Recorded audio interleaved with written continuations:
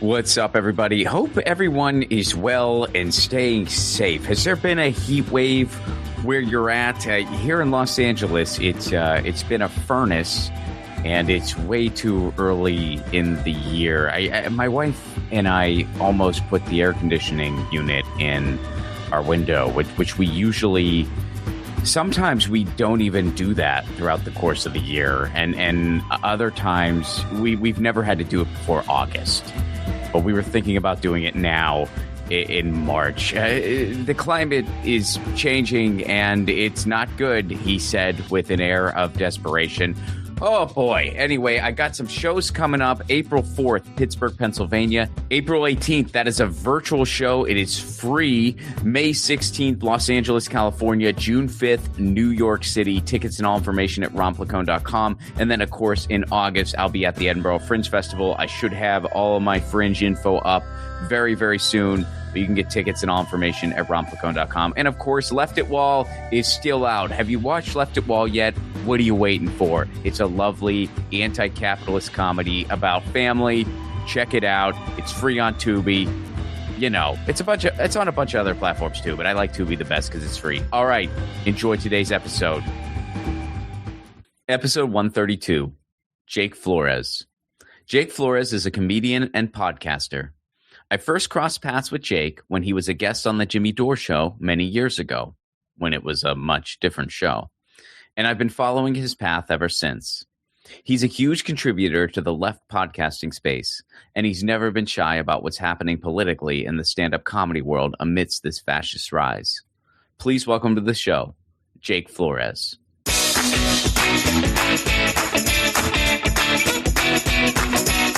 Jake Flores, good to see you again, man. Likewise, it's been some time, my friend. How are you? I'm good. Yeah, I'm good. I can't complain. Thanks again for the show a while back. I really enjoyed it. Was glad I was able to swing by. That was a fun night. Oh, yeah. Thanks for coming out, man. That was a fucking blast.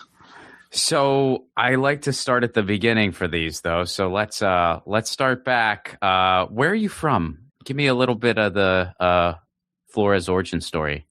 I'm from Texas originally. I was born in San Antonio and grew up in Houston. And spent some time in Austin, but in my 20s. Austin's kind of like the blue dot, red state thing that happens all over the place.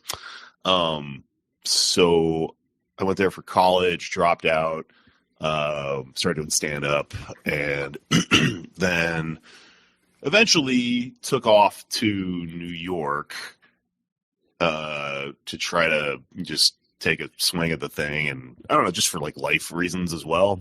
And lived in New York for 10 years in this punk house that's kind of famous, this like warehouse thing called 538 Johnson, and was part of the end of 538 Johnson, and got kicked out of it and ended up moving over here to LA a couple of years ago. So that's my whole life trajectory, I guess, geographically. How'd you get kicked out? Or is that like too big of a can of worms? No, it's fucking funny. So I actually got bought out. 538 Johnson is like this big, like, it's like a city block. It's this huge building that used to be a factory. They made dolls there 100 years ago. It was really interesting. Somebody in the building did some research on it and had this really interesting exhibit in their apartment about it specifically made like, what do you call them? Ventriloquist dummies. And they made the ventriloquist dummy of Bozo the Clown in 538 Johnson. This weird building in Bushwick in New York. And so anyways, cut to like the late 90s, it had kind of become this thing where artists were kind of living, and it was a industrial side of town, and it was semi-legal, and the landlord was part of the semi-legal nature of it. I think what he was doing was charging rent individually to people in these lofts in this factory building, but then paying rent as if it was one big commercial building. And so everyone kind of knew the deal, and you could kind of live there if you were just kind of a drifting artist or like a weird punk crusty or whatever, right? So by the time I got there in like early 2010s, 2013 or so, it it was like really famous. Like there's one of the lofts, like people lived in it, but it was a venue, and so they would have punk bands play all the time and stuff.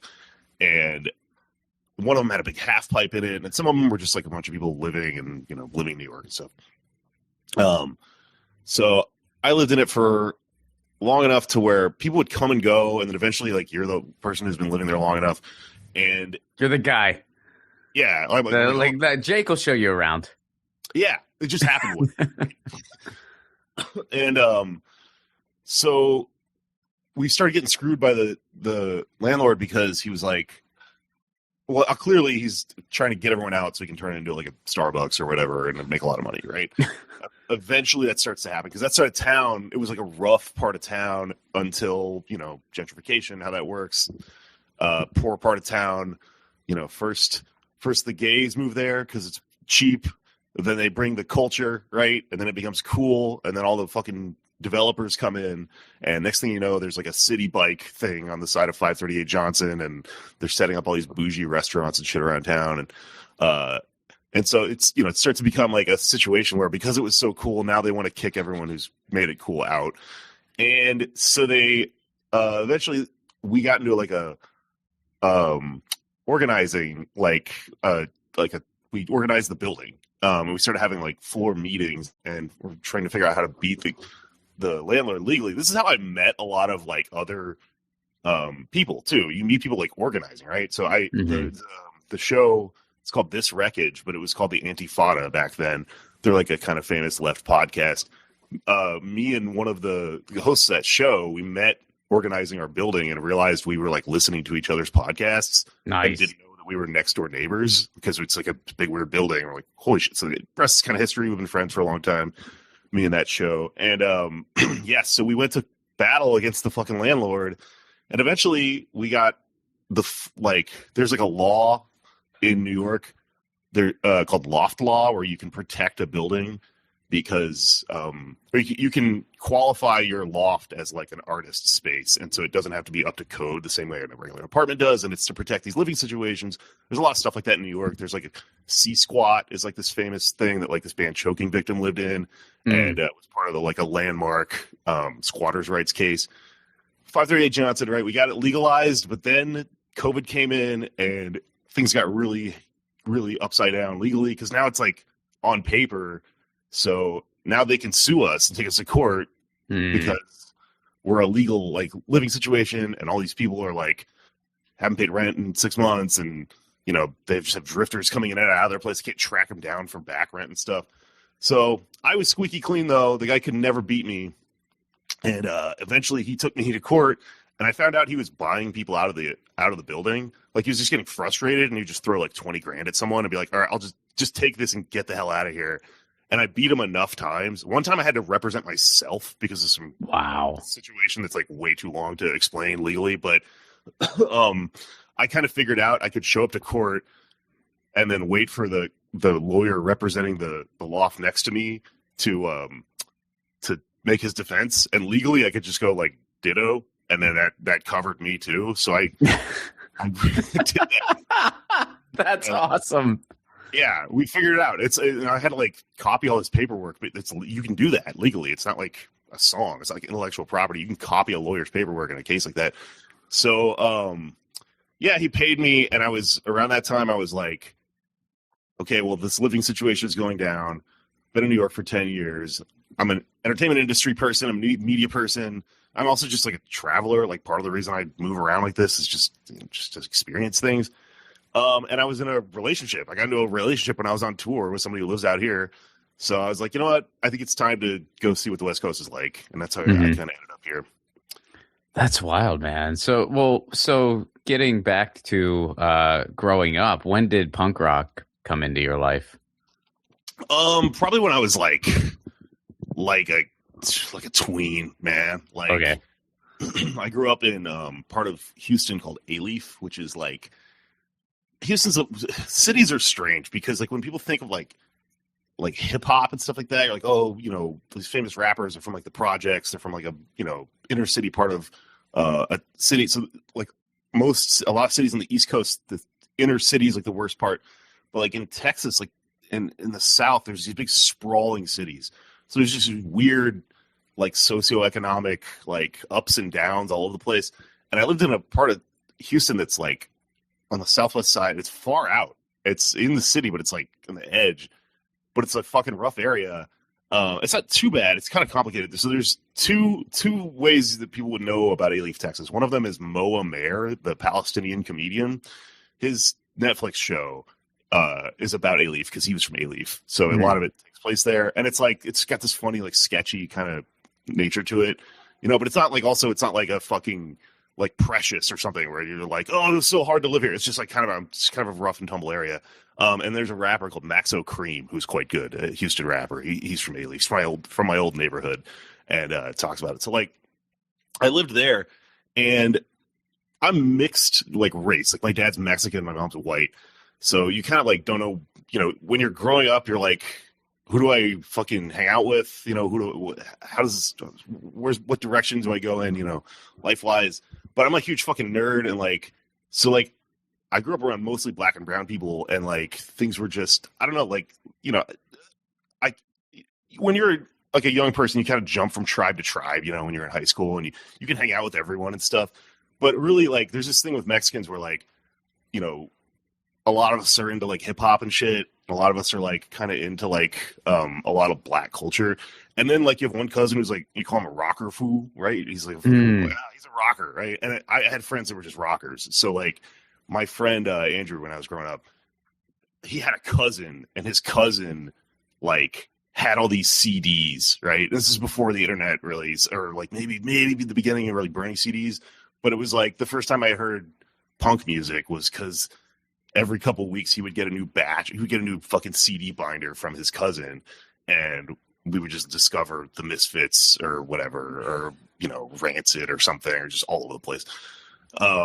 Yeah, and it kind of stuck with me because then, especially when you go off to a place like Austin after that, all of the, you know, all of the, like, a lot of the infrastructure that a working class person can take advantage of to get by, it's grown up punks. So, like, anarchists and things like that, right? Like, I got a lot of help getting by from people who were, like, part of that culture that like, the sociological part of it. So, like, I never learned to ride a bike when I was a kid. I was, like, really embarrassed about it until I was, like, 25, and I was living in Austin, and I had a car breakdown, and I was like, fuck, like, I had heard about this thing called Yellow Bike Project in Austin. Actually, I had been there before because you could do community service if you got arrested, had to do community service. You could do it at this place called Yellow Bike. So I went, and they had this program where, like, they'd teach you how to, like, build a bicycle, and if you could build a bike with all the stuff at the place, you could have it. So I learned a lot about bikes there, and I taught myself to ride a bike, and I was like, wow, this thing really helped me in my life. Came to realize after a while, after I educated myself a little bit, and after I, like, talked to them, they're anarchists. Like, that's an anarchist project. Was like, they have like there's a thing you have there's one here in LA that just opened. There's, like, a tool lending libraries, like, where you know, if you need a drill for something in your house, instead of, like, this system where we all have to go to Home Depot and buy one or whatever, there's, like, a place that's just like, no, we just have it all here. And it's applied anarchist theory, which is, you know, heavily a part of punk culture. So it's a thing that, like, it's been with me my whole life, and it's not like just being into techno or something. I think there's a part of it that's, like, kind of has this theory kind of built into it. So it's always been a thing. Yeah, no, I mean, same. I mean, is that what kind of led you to, you know, leftist radical politics? Was it, like, just the punk rock music? It's like a huge overlay mixture of things. Sure. I thought it's really interesting. That's a good question, because I think about this thing all the time where, like, when I was in Brooklyn, around all the fucking annoying people that are media people that come out of Brooklyn. At one point, somebody, like, really accused me of being, like it was when Bernie was kind of new and stuff. And they were just like, oh, you didn't care about any of this until, like, a week ago or something. I think socialists often accuse each other And this person said, "I've been a socialist for 9 years." And I remember I think about this all the time because I was like, "You have like a socialist birthday? Like you have a day where you were like, I'm a socialist? Like, how does that work? You know?" I declare today.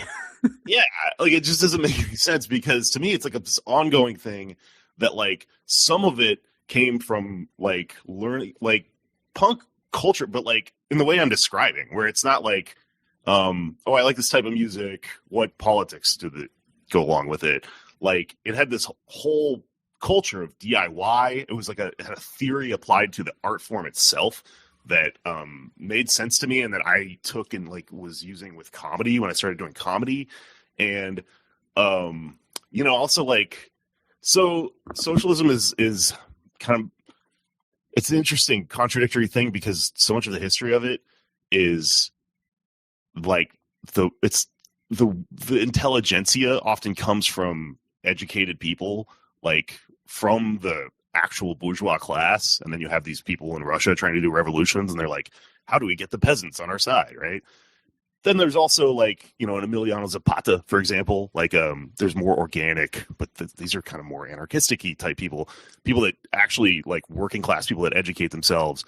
And like, I think it's really difficult to become a socialist because you kind of need the experience of a working class person, but the education of a bourgeois person. And like in A-Leaf, where I was growing up, I went to a magnet school. Like I applied to it's not a private school, it's a public school, but they like, you'll have to apply to get in because they do like special shit in it. And like at this school I went to for a few years in high school, I had a really good history professor, and when he would do this thing when you would graduate, he'd fucking give you secretly a copy of Howard Zinn's People's History of the United States. Oh, yes. Allowed to teach it in class, but he'd be like, fucking take this with you. And like, oh, that is cool.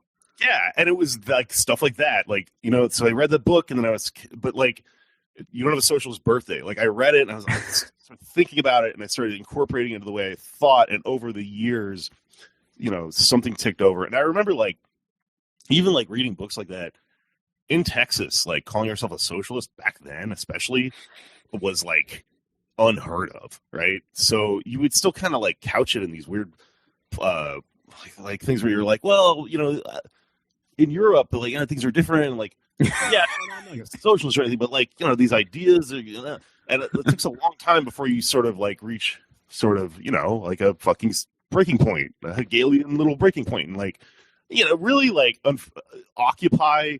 I started to kind of go like, wait. Like, okay, we can say some of these things out loud. There were a lot of political moments. Like, I just slowly got involved in stuff. Like, I was, I went to the Wendy Davis filibuster. It's kind of like starting to look at things a certain way. It's weird because when you're in a place like Texas and you're like into this sort of stuff, the farthest left you get sometimes is like you read Howard Zinn, but then you think that the Democrats are the left thing, and you have to like work your way out of that, Yeah. So it's just this like long process. But really, really around the Bernie Sanders times, I think, because he felt like what happened with that movement changed things a little bit. It changed like the Overton window. I remember thinking back then, I was like, it's really important right now to like articulate the concept of socialism and like say you are a socialist, say that to your fucking parents and stuff like that, So then if I had the socialist birthday, I guess it was around then sometime, but this is like a long, it's a dialectical process. It just keeps folding over on itself. And I think it's really important to still be on a journey, like constantly, like self-report doesn't mean everything. I think I'm a communist right now. Maybe I'm fucking not good at it still, who knows? But yeah, it was this long thing with like events like Occupy and Bernie and stuff like that helped articulate it. And then it fused together with what I was doing with stand up, and that's how I got into being a podcaster and left media person. Yeah, no, I think, yeah, I hear you. Like it is important to kind of like really, use these terms as like a shot across the bow. But when you really get into the specifics, it's like, well, but there's all kinds of overlap. Like if I had to like I always say this, at least this is where I'm at in the contemporary moment. If I had to like pick one, like if someone was like, pick one, and this is like the closest, I would say eco-socialist is probably like the closest for me. But there's a lot of like communist, like ideas that are strictly communist that I'm all about. There's a lot of ideas that are more, just clearly anarchist that I'm all about. So, it's an interesting thing. Well, people that are really into like tendencies are very strange to me. It's very common in the left to be like, I am a Trotskyist, or I'm a fucking, especially Marxist Leninists are very into that shit. But like, same. To me, it's like we're trying to build something new, right? So kind of looking at all of these things and seeing what applies to the situation we're in. Yeah, no, totally. I think for some people, it's just it's just sort of a club they need to be in. Yeah, like if I'm being like blunt about it, like I think some people is like they don't actually care if anything changes. They just want to, win an argument online or whatever it is. And in such cases, it's unfortunate, but I mean, we're all like lost souls, right? So like there are. So, when I'm often seeing that in someone else, I'm seeing like, oh, I did that when I was younger with like this other thing, like when sometimes like that person made that socialist birthday argument at me, like, I kind of was thinking about them in that moment. I was like, this is the same way I felt about the band at the drive-in when they. Yeah, because you're a Texas guy too. I mean, it's a big state. And you weren't in El Paso, but still, I had friends who like everybody had a friend who like knew them or whatever. But like, when your band gets popular and then other people like it, and you feel like it's taking away from you. I'm like, you don't realize, but you're doing this with like a much less cool thing, even with like politics. Yeah. Yeah. Oh, I feel that way. Whenever people go like sell out and this and that, and I'm just like, oh man, this is like when I was a kid arguing over punk bands. It's stuff like that. Or like another one is like when people make the fucking same argument I keep talking about, like, like there are red diaper babies in this world, or your parents are just like communist organizers, but like people often do this thing with politics, the same thing you do with music, where you go like, oh, the first album I ever listened to was The Clash. I've been a hardcore communist since I was a child. No, you haven't. We all came from somewhere, right? And at some point you didn't know anything, right? And then you built all this stuff. But like, there's so much self involved in this stuff, where people are like, it's not even about politics. It's about yourself. It's about your feelings and stuff. Where you try to craft these little narratives. And I think it's important that we all kind of acknowledge that we're all dumbasses. Every person on planet Earth, right? Right. Yeah, totally. And as, like being in the United States, where one could argue the left has been collectively losing for 100 years, we're all trying to figure out what the fuck to do. Right. This thing has been kept from us. So like, right. No one should be like pulling rank as like some high, level big theory socialist, because we're all pretty dumb in comparison to who we would be in a better world, or how people are educated in other countries where this stuff we're not collectively indoctrinated like this. It's really crazy how personal this stuff gets with people. Yeah, well, I think it's easy to just sort of cling to something just for identity's sake, when it's like, well, there has not really been a time where there's been real power in the hands of anybody. Like in other countries, it's like, yeah, these smaller leftist parties do hold some power in like a parliamentary system or whatever else. And it does mean something when you're writing for like a communist newspaper or whatever. But here it's just like, like you said, like we just have no real infrastructure, and we're conditioned to be so far away from that stuff. And, so we're kind of just, on the margins all the time. Yeah, I agree 100%. So I've heard you talk about mutual aid in Los Angeles before, and you were talking about how, kind of impressive it was. So What does that mean to you? Like to have like a healthy mutual aid situation in a given place? Well, by nature of being like such a horizontalist concept, it's kind of hard to define, right? It's not rigid. It's not like a thing with like a handbook. It's kind of like, I mean, it's a loose kind of network that has no central authority of providing like, what is the word? Like a lot of reproductive labor and stuff like that to people. It's kind of organic. So like, it's tendencies we're talking about earlier, right? Like, I don't claim a huge tendency, but if you push me, if like a gun to my head, right, I have to pick one. I get a lot out of anarcho-communism, which is really annoying to a lot of certain like other tendency type people, but it's very prominent in Mexican history, like in the Mexican Revolution. I'm a descendant I'm a descendant of this anarchist. One of the anarchists in this group called the Magonistas. Learned this at one point in my life. It's not. I didn't pick these politics because of it, but like it just kind of, it's a weird coincidence that I was kind of already into this sort of stuff, and then learned that one of my great grandparents is a Magonista. So the Magonistas read Peter Kropotkin, and Peter Kropotkin wrote a book called Mutual Aid. Mutual Aid is a great book because what it talks about is basically it's an answer to social Darwinism.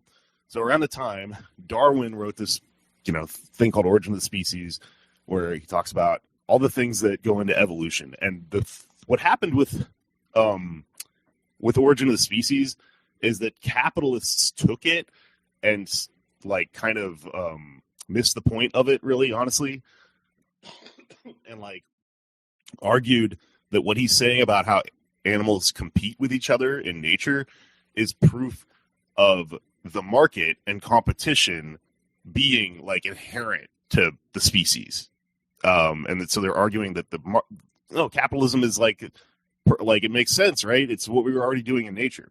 So they missed the point of Darwin when they do that, but because he didn't really, that's not the only thing he said in the book, but they really should have read Kropotkin, because what Kropotkin wrote in Mutual Aid is basically an answer to that goes through all of these things in nature, where he shows that evolution is also assisted, and arguably more so, by cooperation. So, like, birds fly together in a V and stuff like that, right? This is the same argument that's being made in Darwin. He's going, if you want to make this argument about there being something essential to survival, like animal and human survival, and it's only competition, well, you have to include that it's also in our nature to cooperate with each other and take care of each other. And then he extrapolates this in that book to mutual aid, the anarchist concept of just providing, like, just doing the work that at that point he's kind of arguing is being warped by the state, and saying no, we can just do this for each other, where it's also natural to do so. So I think when you're living in a place and ICE is raiding your city, and you see these like just group signal chats pop up of people who have been connected to each other for their whole lives and have group chats that are like for taking care of their kids and stuff like that, and for just general life purposes, and then they become utilized for the resistance to ICE, but also for getting food out to to people who are hungry, and for doing Narcan training and helping like the homeless population here. That's huge.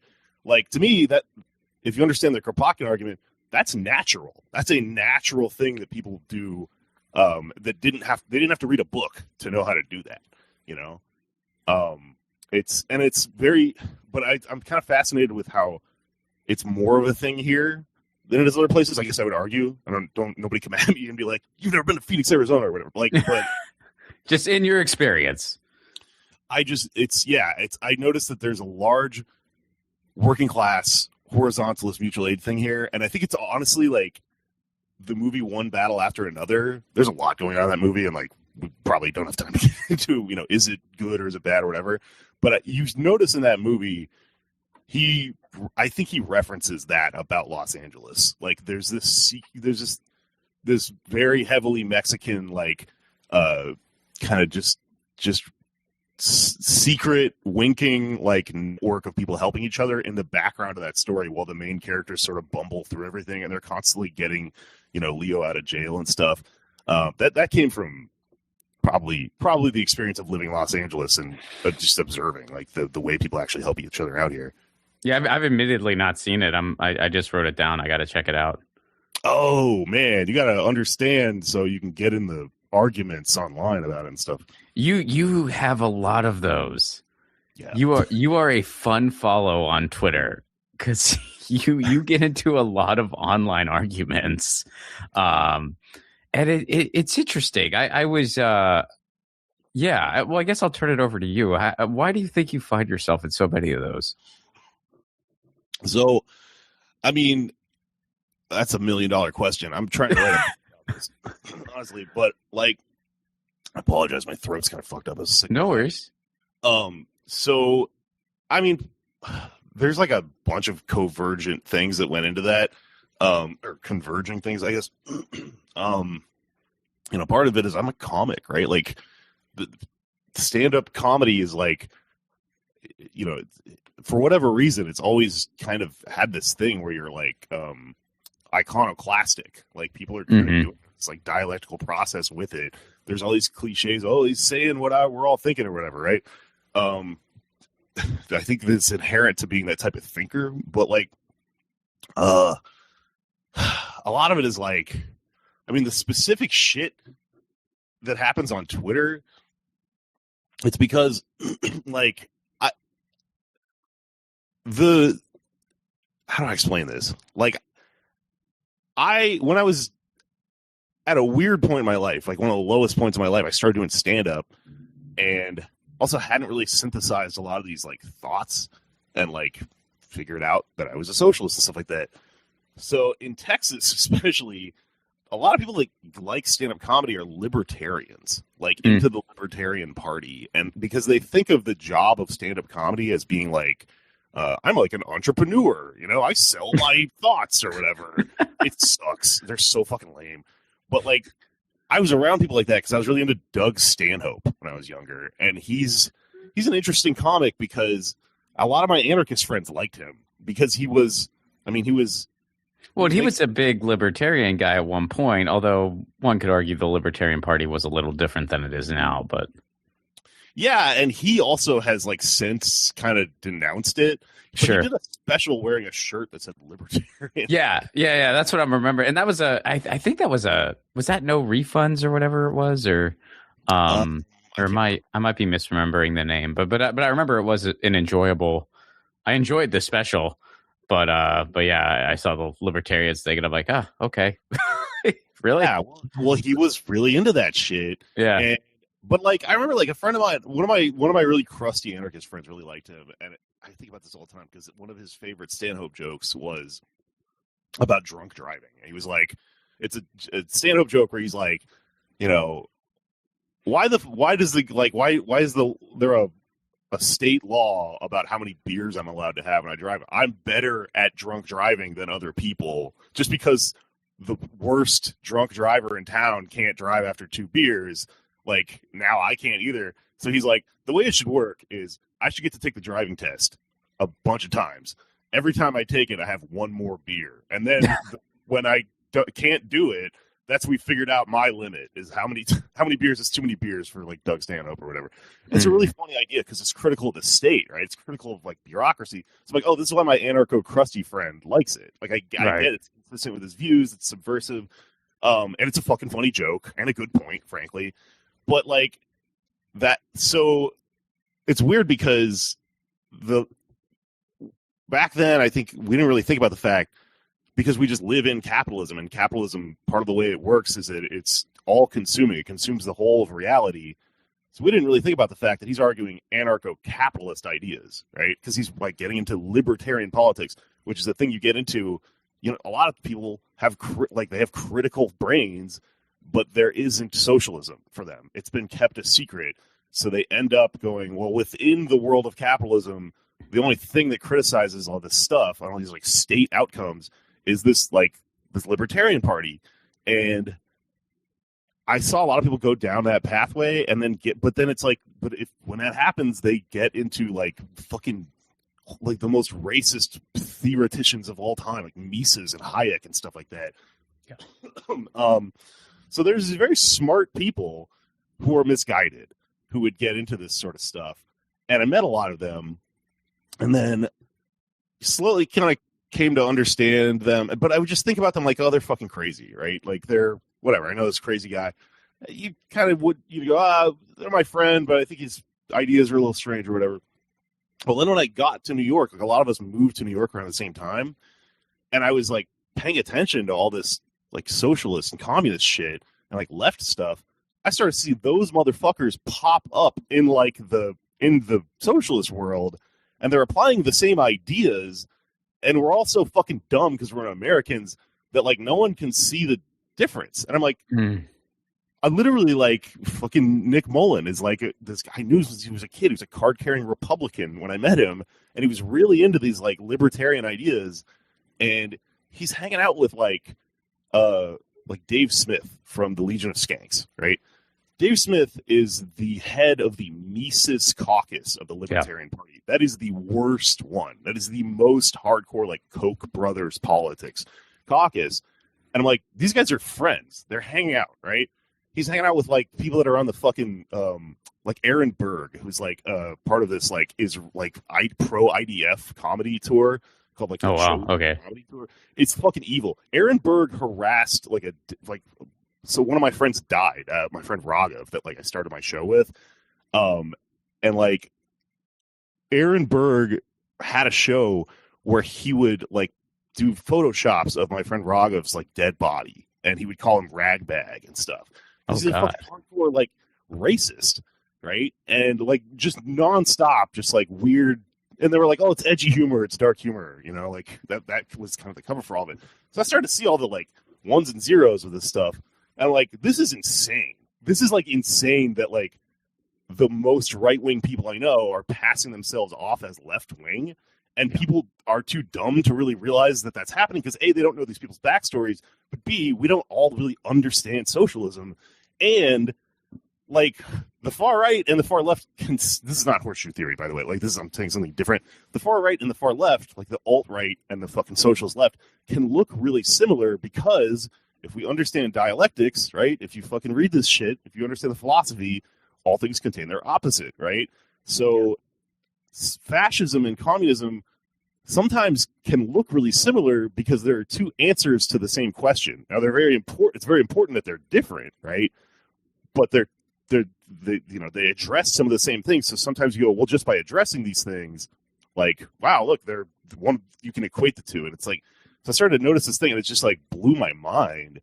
And, you know, I talked to a lot of other people in Brooklyn about this, and people would see this stuff too. Like really smart people would be like, wow, this is so weird that there's like kind of like, you know, people are like kind of bedfellows with like Nazis and stuff like that. But the thing is, those people would say, oh, by the way, don't tell anyone I said this in public because they didn't want to get in trouble, right? They didn't want to like piss off the people because everyone was making money off of the same media sphere, that whole like Chapo Trap House world. Everybody wanted to network with those people, and they're tight with Mullen and Cumtown and stuff like that.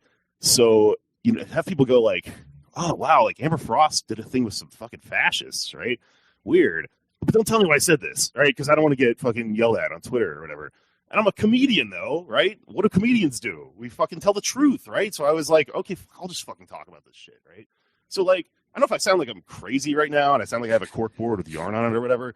Like, proof of what I'm talking about is that when I met those Red Scare girls, like, I was immediately like, oh, I can tell what they're talking about. Like, these people are right wing. This is really weird. Like, and I started accusing this shit of them because they were fucking weird to me. They were like weird and like fucking trying to push me around. And, you know, this happens when everyone there is like white and middle class and stuff like that. And I'm like, not like, so I'm like, it was a perfect storm for me to meet these people and go, what the fuck, you're a fucking Nazi. And so I called them Nazis. I called it like I saw it, and it, all those people in the like left media sphere were like, "Oh, fuck you, you're crazy, you're jealous of them or whatever." Well, it's been a few years, right? Now everyone knows they're Nazis. Like they hang out with like Alex Jones and stuff. I don't know if you're familiar with this like Red Scare podcast, but it's like I admittedly I'm not. Like admittedly some of the names that you've dropped I have heard of. Some of the names you dropped I am not familiar with at all. So I guess I have to give that disclaimer out there that this is Jake's story, but just because I don't know, like, and I didn't like, it's weird because you don't know what other people know. So this is all, the internet's very confusing. Well, okay, so yeah, I mean these are vague sketches of a concept, I guess. Then, so but like. To answer your point, I guess I'm trying to illustrate it with this. There's this podcast called Red Scare that's called Red Scare, and it was ostensibly a leftist podcast. It started off, in the same world as like Chapo Trap House and all this shit, right? And but it was like two girls, so it was like, we're gonna do like what people thought like, oh, they're gonna do a feminist like leftist perspective, and they slowly like turned out, or at least people started to understand that they're like Nazis. Like they're like, and they're very popular. It's crazy. I mean, look them up. You'll find nothing good. Like it's they promoted Donald Trump and like hang out with like Steve Bannon and stuff like that. So this media lane opened up for people to do stuff like that. And like, I mean, to answer your question of like why I'm always arguing on the internet, like seeing all this stuff and then being like, well, I'm a reckless fucking artist. Like I'm a comic. I'm a truth teller. What do you do when you see something like this? You are the only person in the room to fucking say something about it. That's the same impulse that made me want to do stand up to begin with. And like people always say, well, you don't have to do this. Like why don't you just do safe? Why don't you protect yourself or whatever? And at that point, I'm like, why do you stand up at all? Really, it's a dumb art form. If you're not gonna like push these buttons and like point things out and provoke people, just doing stand up about like mundane shit, it's kind of like I would just quit. Like I would just not do it. No, what's interesting about all this? So I think like one of the, as far as like you and I are concerned as individuals, like I think part of the reason like a lot of the stuff you've mentioned, I'm just not familiar with those specifics. I can't believe you haven't seen one battle after another. You got to see it, man. Well, yeah, I do feel you're not the first person that said that. I do need to see it, but like I came more from like the kind of YouTuber side of it, whereas like you seem like you're more of like the podcast specific side of it, and I've always just sort of been, not that there's like geographical boundaries, but to an extent it's like I've always been really entrenched in LA, whereas like a lot of this stuff's New York. Like obviously I've heard of like Chapo and all that stuff, but like some of the details I'm not as fluent in, whereas like in the YouTuber space I used to like extensively dwell in that for a while. And it's interesting to me because the same thing kind of happened there, where you would see these people, and I think it really comes down to like it's actually Dave Anthony said this to me once when we were talking about basically this topic, where I was just saying like, how is it that there's these, you have these terminally online people, and now we're like treading in this territory where people think like eugenics is a leftist value. Yeah. It's fucking not. It's the total opposite. And Dave said something that I think we've both been hitting on, where he said, he's like, look, when you live in a country where there's no, educational history with this stuff, people just make shit up as they go. and there's a certain fucking danger to it. And we're seeing it. And it's infecting our industry big time, because man, if you play the right fiddle, there's a lot of money to be made. Right, exactly. That's such a Dave Anthony take too, because he's like trying to educate people with this podcast. Yeah. He's like exhausted, and he's like desperately trying to. Dollop sounds like a substitute teacher who's like, we got to get through this, like they're working 5 jobs. That's what it sounds like to me. I love the show, by the way, Dave. Oh yeah, I love the Dollop. Yeah. No, But that's funny though. that's the other, like, that, he's right. Like, hey, it's like, the profit motive just creates these lanes for people to operate in, and then they get really, really defensive about it, because if you criticize them, you're criticizing their fucking livelihood, because we're all in capitalism. But also, why am I always yelling about this shit? Because I think it's important, bro. Like, I do, and I've watched a lot of people and this is like, I think a lot of people who, like you said, you came from like YouTube. There's a lot of people who do podcasting, but they came from like academic stuff. I always tell these people, like, this is because I'm a comic. Like, I've been doing this shit for like 20 years, and I've seen the way people change themselves in order to follow the money.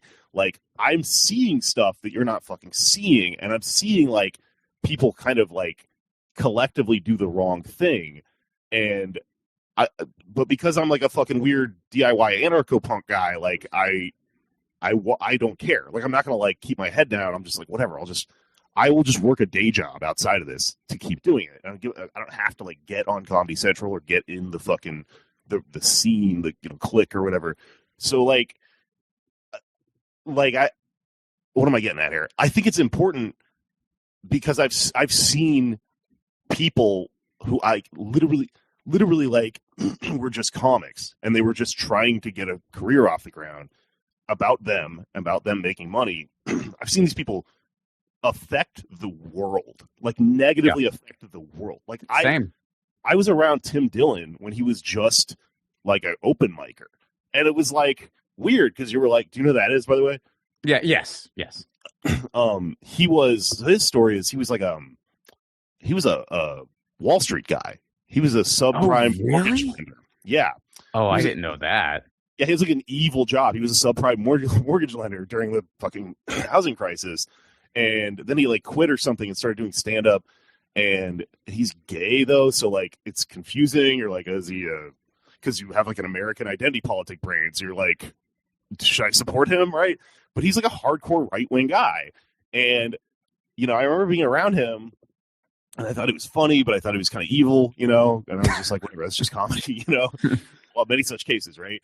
And then I started to see him like change because of the political lane that opened up for him to sell what he sells in. And like, I'm a comic. I thought, like, I grew up watching Tough Crowd, and like, we all yell at each other and stuff. And I'm like, this is part of it. Like, we kind of do this philosophical thing where we challenge each other's ideas. So after Charlottesville, he made this big post that was just full of conspiracy theories. Like, it was just like for example, like, this is when people started talking about Antifa, basically, guys in black hoodies and stuff. So he was sharing pictures of an anti-fascist, like supposedly like kicking a baby or something like that. And then it's like, you fucking go to Snopes or whatever, you look up, you realize good way to debunk things online is to like date them. So somebody pointed out like, hey, I started pointing this shit out to him. I'm like, Tim, this is a photo from like 20 years ago. Like, it's a photo from France. It's from a riot in France. The fucking baby is photoshopped into it. It's just a picture of a guy. This is fake, right? And I was giving him some shit about it, and he lost his fucking mind, and he like DM'd me this long threatening thing. It was just like, you should work and all this stuff. Yeah. And I'm like, I thought we were just like, I thought it was Tough Crowd. I thought we just fucking have different political stuff and we yell at each other. I started to realize, no, he's making money off of this. So he started to get really like weird and threatening to me, and then he blocked me on everything. And then I watched him continue to peddle like conspiracy theories and stuff and these fake ideas, and he became really big. He's like really famous now. And he's huge. I was in Texas a couple years ago, and I was having lunch with one of my cousins, and she was like, hey, you're a comic. Like, she's kind of vaguely aware of my whole deal or whatever. And she was like, you don't like Tim Dillon, do you? And I was like, let me tell you, I got a whole fucking story, right? I fucking hate this guy. But the reason she asked me that is because she had a fucking friend, like a young friend of hers, a guy, and she was like, I'm worried he's getting really into this fucking shit, and he's becoming really weird. And I'm like, this is a fucking open mic guy I knew a few years ago, and he's like warping young men's brains with like false consciousness is what he's doing, because everyone's trying to find the answer to things. We live in a fucking world that the contradictions of it are becoming really high, and so people's lives are falling apart, and it's socialism or barbarism, and this guy's peddling barbarism. And I'm like, I watched how he did that, and I'm like worried for the fate of humankind, like in part because of what this guy's saying into a microphone. So I do consider this to be like really high stakes. Like I think part of the battlefield for how to get the right outcome, how to get socialism and not barbarism out of this is happening via media. And it's very alarming that it's populated by a bunch of people who are just trying to make comedy careers out of it. They don't fucking care or anything, you know? Yeah, I was going to ask you that because I've had this discussion with people. How many, and you don't need to like name specific names or anything, but like, I mean, you can if you want to, but like, how many of these people do you think even care about the ideas or just realize that, oh, if I pedal to the right, this is an easy freaking paycheck? I think, and by the way, I will never not name names. I don't give a fuck. That's okay. I mean, usually when I don't, it's like just for like the other person in this conversation's sake, because I don't want people yell, "You're a nice person, Ron." But so to answer your question, what I really think what happens here is not that. I don't think Tim Dillon goes home at night and he's like, "I got away with it again." I think what happens is you convince yourself after a while, because you're making money, that you're actually doing the right thing. And then you just start to adopt the fucking enemies that your lane has and the friends that it has. And like, so like, here's an example I always use when I talk about this on my other shows and shit. I have a show with my friend Luisa Diaz called Why You Mad, where we like talk kind of a lot of comedy and politics metaphors a lot. And like, to describe this, like, so I had a friend who way back when we were young, he had a joke that was kind of a rape joke, but it was kind of funny, and he felt really conflicted about it. And we were working a week at a comedy club, you know, so you sit there all week, you do all the shows, you take notes on your jokes, you go, wow, this one worked on Wednesday, I tweaked this, I did a little better. So over the course of the week, so by the joke, I guess I should tell, because it's for context, it is kind of funny, but it's like he's like having a moment of self-criticism over it, right? He's like, so the joke is like, some guys roofie girls. I put Adderall on girls' drinks because I want that bitch to focus. That was his joke, right? Mm-hmm. Stand-up comedy, worst art form on fucking earth, right? But like, yeah. So he was talking to me about it, and I was like, yeah, you know, that is kind of what that is.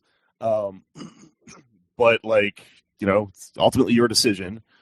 And I remember sitting in the green room, and then I listened to him walk out into the show and do that joke and get a huge fucking reaction. People were laughing, right? And then he came back in, and over the course of a few days, I remember hearing this happen. And after like 3 days, he was like, I think it's a good joke. I don't think it's a rape joke, right? I'm like, you changed yourself because of the reaction you were getting, right? It would be one thing if you were like, well, it's a rape joke, but, you know, people laugh at it. What the fuck is going on here? But he was like, I no longer think this is bad because it is working for me. And I'm like, I see that in every decision that comedians make, right? So, like, I don't think these people are even aware that I think they really, like, the problem is the fucking left media world and, like, online stuff right now is full of people who are convinced that they are, like, Vladimir Lenin. Like, they are the fucking vanguard. But they're doing things that, like, don't do, like, that contradict all of that. And they're like, no. Like, there's a lot of just, like, writing or whatever, or, like, kind of backwards logic where you go, no, this is why this is, like, a Marxist concept or whatever, eugenics or fucking whatever, right? Yeah, well, it's just really weird left washing, and it's like just really bizarre pretzel logic, and it's, you know, contrarianism for contrarian's sake. And people, I think the reason people connect with it is because things are just so bad that clinging to reactionary fluff is pretty easy. And, you know, there's got to be an anecdote to it, I think, because, yeah, like it's incredibly disturbing to me, even just going beyond comedy, like what counts as thought leadership in especially the United States right now. You know, I mean, one of the most obvious examples is someone like a Jordan Peterson. You know, as somebody who has been to graduate school, I met that guy a million times. Really? I have met, well, not him literally, but I mean, I've met that guy a million and 5 times. The difference between the people I met and him is that 99% of the world is sheltered from their stupid ideas. I see. That's the difference with him. And it's not fucking impressive. You just know word tricks. You just spend enough time in a library that you know fucking word tricks. That's all it is. Like, it's not impressive. It's not smart. It's not even insightful. Like, it's just games. That's the thing about being a comedian, right? That shows you this shit is like, I mean, one of the first things you kind of figure out when you do stand up is like, 90% of this looks impressive because it's just getting over stage fright, because people just can't imagine being on stage. So like, performance is a fucking trick, right? It's you literally, the essence of performance is that it's like a rehearsed reality, and then you put it on stage and it feels in people's brains like you're doing something for the first time that you've done 100 times, and you go, wow, like you just make yourself an impressive person. But like, when people aren't performers, they don't get that about Jordan Peterson, so they're very impressed by it. And you notice this with so many of these people, like so many like these influencer type people. What are they doing? Like, what's their job, right? It's to be the first person that ever introduced an idea, like a philosophy of sorts, to their listeners, and then people become really impressed. That's why there's a million of them, because it could be. We're literally walking around the world like waiting to have our minds activated, because life is fucking, we're in a dying empire. It doesn't make any sense. And it could just be anyone. People will just tell you like, oh, I heard Tim Dillon. Oh, it blew my mind. I had this mind-blowing experience. I've done this with podcasts. I remember the first time I ever heard, this or that thing. I got really into it. I kind of like shake myself out of it. But I understand this because I'm a performer, right? Like, so many ideas are being packaged through performance in a way where, like, so I guess what I'm getting at is, like, if you want to learn like Marxism, Leninism or something, or you want to learn anarchism, or you want to learn a specific philosophy, whoever you get it from, that's a good enough fucking speaker, you're going to be convinced like their version of it, the way they sold it, is the essence of it, because you don't understand that you just got razzle dazzled. Like, and we're all kind of, there's so many people like selling that like it's creating these conflicting versions of everything. And I've had this moment a lot where I'm like everybody loves this fucking person, and they're pretty smart, but they're a really good speaker, and people really don't get that.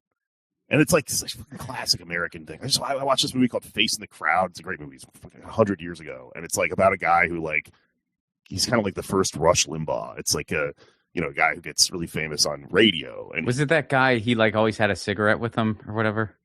I don't know, it's one of those fucking movies. Okay. But it's been a thing, for a long time. But we're in like a neo version of it now. It's really scary and futuristic.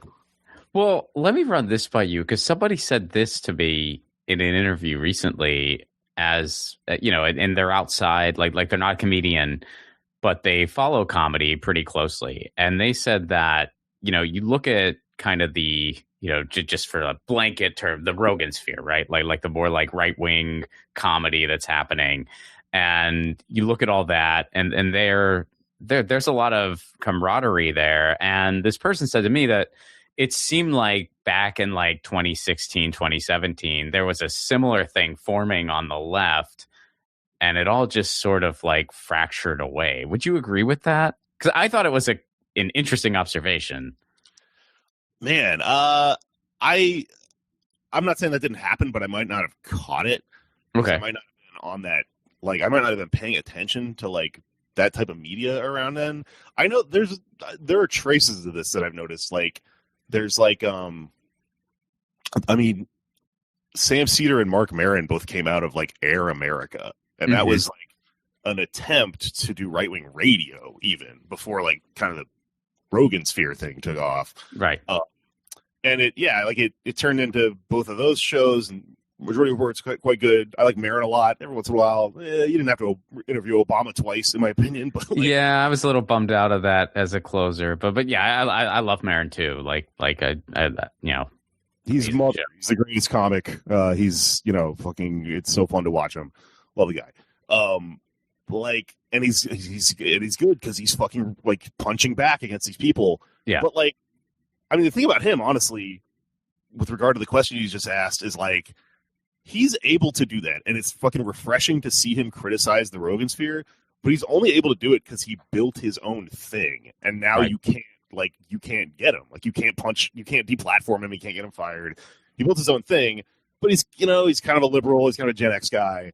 So it's like, sometimes I wish you would articulate these ideas a little better. Sometimes I wish you would listen to people like me, and like maybe we could, learn together and stuff. But he's like Obama liked him. The fucking Pod Save America guys got Obama to go on his show. So he's really attached to liberal culture, right? Yeah. He's more, yeah. I still enjoy his podcast, but yeah.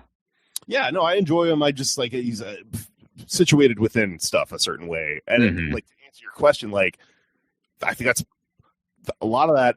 The like liberal culture kind of plays a role in why stuff doesn't form into an alt-left kind of world, because a lot of those people are not in conflict with liberal culture, so they just get jobs in the mainstream industry, which pay better and are more secure than forming this the network of podcasts and stuff that has so many pitfalls, and you have to do everything yourself.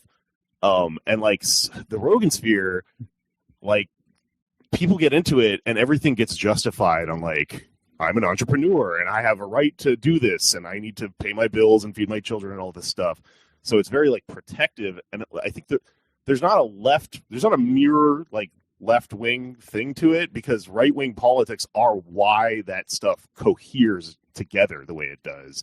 And left wing, you have to actually challenge things.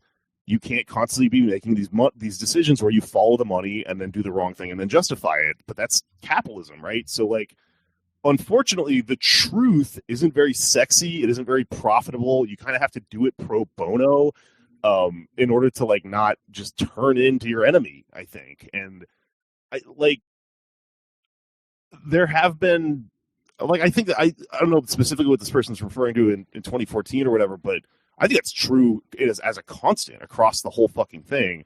Is it's never formed up in the same way. And people always ask this question about like, oh, is there like, could we do like a leftist Joe Rogan? And like, I don't think you can, because you can't profit that much off of the truth, because the truth is going to challenge the ideas that fucking make you money. And like, it's a dream that people have. Like, it's a celebrity thing. I think celebrity worship is like very much a capitalistic thing, and like constantly trying to make it into a leftist thing is a fool's errand, because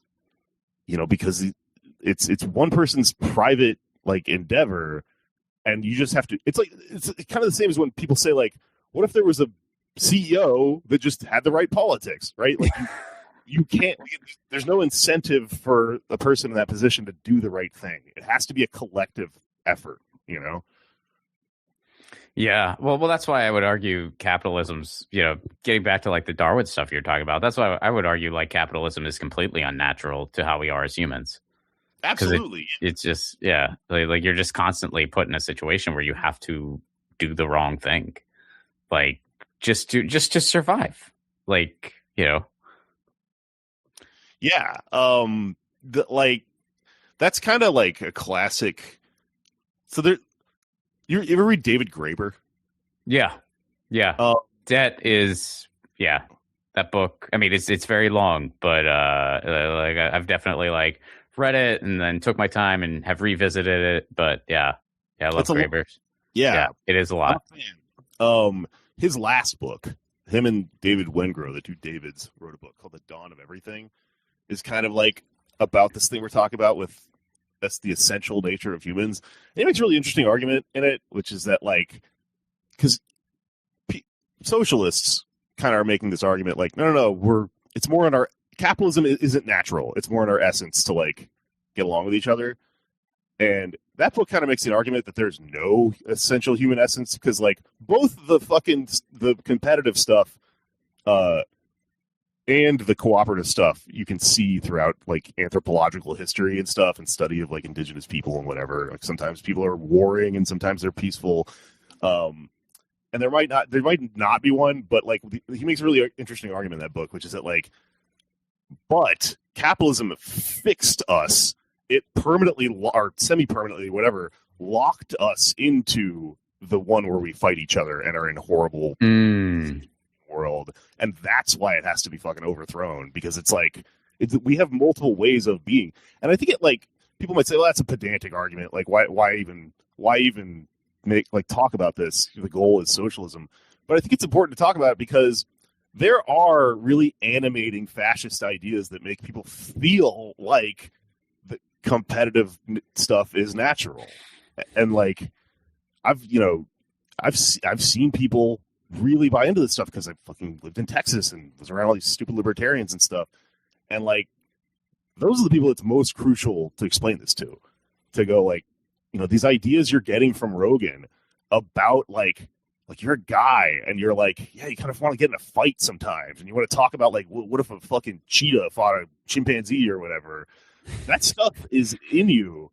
And it's very easy to make the argument that like, see, that means social Darwinism is true. Like, we're meant to fight each other and stuff. And the truth is much more complicated. I think you need to throw a gray bird to that argument and be like, hey, that's in you, but we're trying to build a world where that doesn't harm you and other people, right? It's like it's just a part of yourself. It can exist, but it's, human's essential nature is like, it's not any of these things, I don't know. I kind of want to. No, that's wild. No, I like that. Yeah, I've not read that one. I have to, because I'm a big fan of him. We lost him way too soon. It's long as fuck, but I really enjoyed it. It's cool. Well, in closing, Jake, plug away. Let people know where they can find your stuff, learn more about you. When are you going to just make your Leaving the Left video to cash in? Let everyone know. Yeah, that'll be on my Patreon soon. Let's see. So if you're still listening, right, not throwing your phone across the room, right, or whatever, or if you don't know who I am, I don't know. I have a podcast. It's called Pod Damn America. It's this, it's literally, it's one of the things I'm talking about. I'm trying to do this right and ethically, and I work a day job so that I don't go, oh my God, we have to make this much money. We better talk about how eugenics is good and it's okay to say Zog and all this stuff, right? So it's called Pod Damn America. That's my base of operations. I do it with my friend Anders Lee. He's a very funny comic who's also like a leftist and kind of a journalist and stuff like that. He rules. And then my other show is called Why You Mad? I do it with my friend Luisa Diaz, who's an anthropologist and a comedy booker and a fucking genius.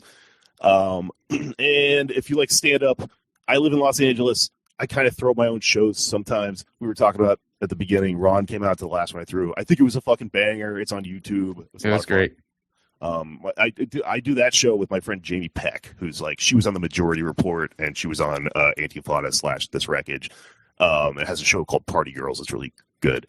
But we're called the Woke Mob, so we just do shit like that sometimes. But just follow me on social media and I'll post my shows. I have a show at Permanent Records here in Los Angeles on the 22nd of March at like 6:30. It's early. It's with my friend Brett Gordon. Her name is Cool Shrek online, if you're an online freak. But yeah, it's just follow me and please, I don't know, listen and, all the normal things. Jake, thanks so much for doing this, man. Thank you so much. This is a great time, Ron. Good to talk to you again.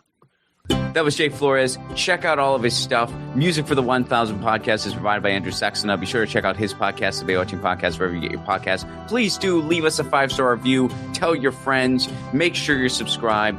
Really helps get the word out about this podcast. And, man, if you want to support us on the sustainability end, you can do so over patreon.com/Ron Flacone. For a Give What You Can level, you get all kinds of cool perks. You get the 1,000 episodes before they're released to the public. You get full stand-up sets not available anywhere else. We do a Zoom hang once a month. It's a really cool community, and that's all for a Give What You Can level. All right, y'all, 132. A nice random number, really, 132. I can't think of any I can't think of any particulars around 132. I can't think of any bands. I can't think of any particulars around that number. It's just, it sounds like maybe a classroom number on the first floor. Like, my lecture's in room 132. That's about it. But time keeps marching on, and so does the 1,000 interviews. And we're 132 deep, 132 already. We're beyond a tenth of the way through, and I feel like this podcast started yesterday. Time goes fast. All right, catch y'all next week. Peace.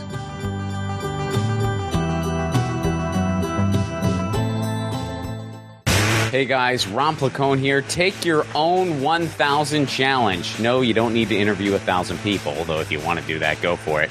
Your 1,000 challenge can be whatever you want. Maybe you want to call a friend out of the blue once a week. Maybe you want to read a book every month.